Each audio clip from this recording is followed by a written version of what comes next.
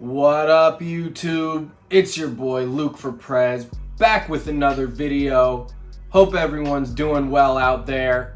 Today, what I'm going to be covering is a very interesting conversation that I recently had with a Facebook ads representative. That's right, I actually spoke to a real human being that works at Facebook regarding their ads platform. At least I'm pretty sure he was human. You can never be too sure with the Zucks these days, you know what I'm saying? Basically how this happened was I just got an email from them out of the blue asking me to schedule a call with one of their marketing experts to help me optimize my Facebook ad campaigns for better results. Facebook, it seems, up until I guess recently, has never really allowed the common folk like myself access to an actual representative. Usually you don't get assigned a real human to your account until your budget reaches a certain threshold.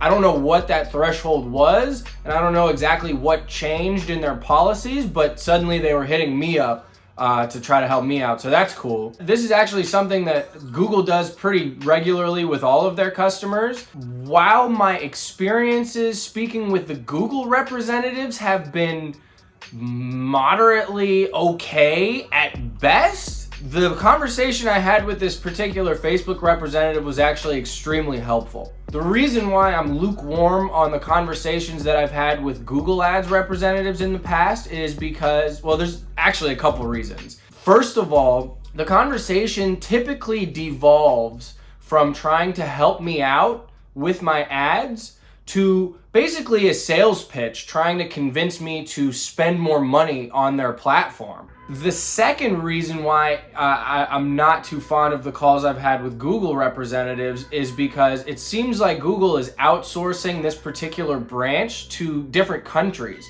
So I've actually experienced kind of a language barrier when trying to communicate with the representative, and that's made it very difficult for me to get answers to my questions. Conversely, I was very pleasantly surprised with the Facebook ads representative that I spoke with. Number one, he was based in San Francisco, so there was no language barrier whatsoever. And I was very cautious of everything that he was saying because I was trying to analyze it from the perspective of, okay, is he trying to sell me more stuff? Is there anything fishy about anything that he's saying? But pretty much overall, it was a very helpful call, and I felt no real pressure to purchase more of their products or anything like that. It seemed like his legitimate objective was to help me do better with Facebook ads.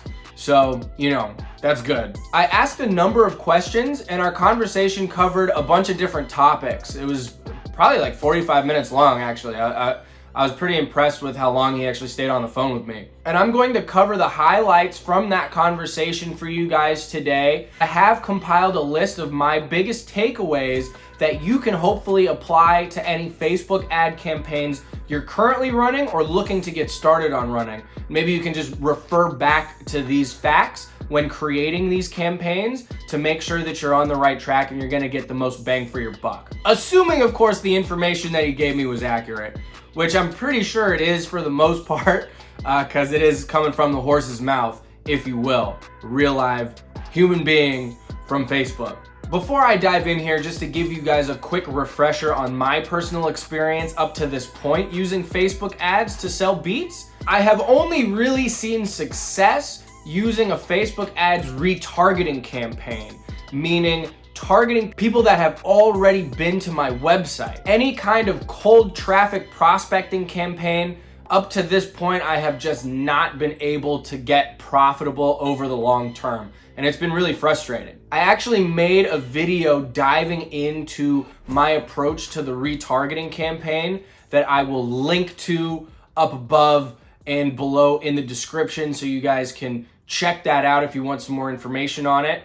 But with all that being said, let's get into these best practices for Facebook ads from an actual Facebook representative. One thing that he said that I thought was extremely interesting was he recommended to always use the automatic placements feature when deciding where to show your Facebook ads. As you probably know, Facebook owns Instagram, and they have a number of different platforms within the Facebook platform, like Messenger. They have stories now, not only on Instagram, but Facebook itself. And you can select where your ad is shown within these platforms. The Facebook ads representative suggested to leave this as broad as possible. Just let automatic placements run. Let the algorithm do its thing. Just leave that on automatic placements, and you're gonna get the best results by doing that. The Facebook rep discouraged me from using dynamic creatives when building my Facebook ads. Dynamic creatives are basically a way for your ads to have a multitude of variations. It lets you create 5 different text options. You can have up to 10 videos or photos for the ads. You can select multiple call to action buttons and a number of other customizable components that you can use for a particular ad, and then we'll randomly select different options and place those together to create an ad, and then present that ad to the audience. And then over time, it will analyze which combination is working the best. So that seemed really cool to me, in a way to kind of, experiment with a bunch of different ads at first. So that is something that I've used in the past. He said, forget about that when you're first starting out. Boil it down to 2 ads per ad set, stick to that, and just let it ride. He also said to always use videos in your ad. They always work better than still images. So don't even bother hiring someone on Fiverr or learning how to use Photoshop just so you can have some cool photos for your Facebook ads. Always use videos. And honestly, that makes a whole lot of sense for the producer niche, because you're gonna wanna preview your music somehow in the ad. Staying on the video topics for a second, he said to make the videos 15 seconds in length, no shorter, no longer. 15 seconds is the optimal length for the best results.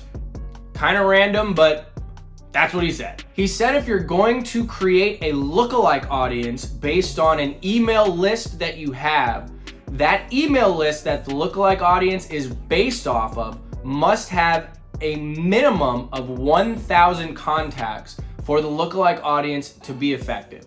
So if you are creating an email list by giving away free beats, or if you have a list of all your past purchasers, once you get over that 1,000 threshold, you can create an effective lookalike audience with those leads to target new people that are similar to those people that have interacted with you in the past. Facebook gives you a lot of options for the actual call to action button on your Facebook ads. You can choose from things like learn more, shop now, listen now, contact us, and there's a few other ones that don't really apply to music producers. The rep that I talked to said that learn more is his favorite for cold prospecting conversion campaigns, and to use listen now and shop now for retargeting campaign ads. I know that if your ads aren't working great from the jump, it can be very frustrating and very tempting to start changing things to try to get them to work better.